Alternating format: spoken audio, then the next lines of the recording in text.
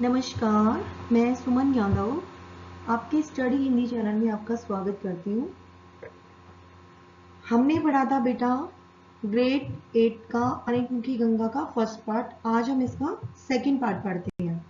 चलिए स्टार्ट करते हैं।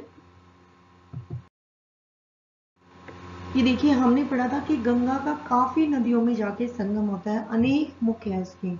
अब आगे पढ़ते। प्रयाग के बाद गंगा कुलवधु की तरह गंभीर और सौभाग्यवती दिखती है।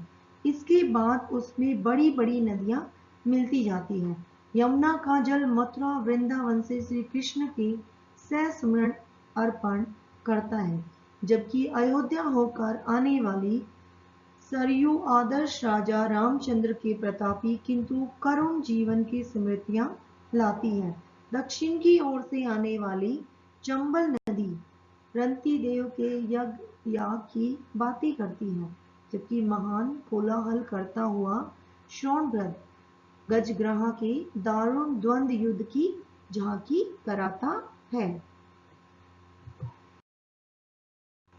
इस प्रकार हष्टपुष्ट बनी हुई गंगा पाटलिपुत्र के पास मगध साम्राज्य जैसी वितीर्ण हो जाती है, फिर भी गढ़ की और अपना अमूल्य कारभार लाते हुए हिचकाई नहीं। जनक और अशोक की, बुद्ध और महावीर की प्राचीन भूमि से निकलकर आगे बढ़ते समय गंगा मानो सोच में पड़ जाती है कि अब कहाँ जाना चाहिए। जब इतनी प्रचंड वारी राशि अपने अमोघ वेग से पूर्व की ओर बह रही हो, तब उसे दक्षिण की ओर मोड़ना क्या कोई आसान बात है।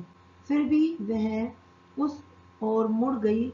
दो सम्राट या दो जगत गुरु जैसे एकाएक एक दूसरे से नहीं मिलते, वैसे ही गंगा और ब्रह्मपुत्र का हाल है। ब्रह्मपुत्र हिमालय के उस पार का सारा पानी लेकर असम से होती हुई पश्चिम की ओर आती है, और गंगा इस ओर से पूर्व की ओर बढ़ती है।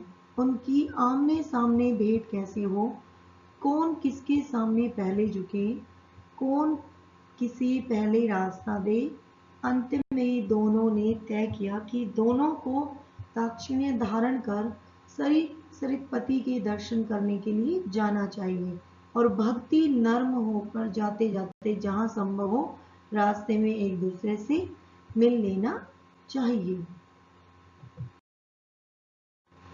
इस प्रकार गोलांदी के पास जब गंगा और ब्रह्मपुत्र का विशाल जल आकर मिलता है, तब मन में संदेह पैदा होता है कि सागर और क्या होता होगा। विजय प्राप्त करने के बाद कसी हुई खड़ी सेना भी जिस प्रकार अव्यवस्थित हो जाती है और विजय वीर मन में आए वैसे ही जहां तहां घूमते हैं, उसी प्रकार का हाल इसके बाद इन दो महान नदियों का होता है।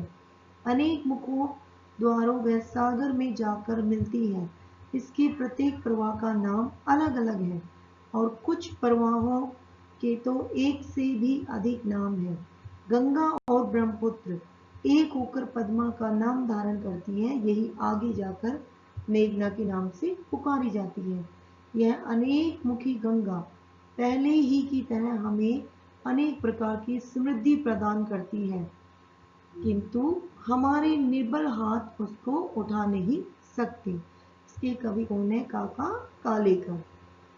ठीक है, उम्मीद करती हूँ आपको अनेकमुखी गंगा समझ में आया होगा चैप्टर।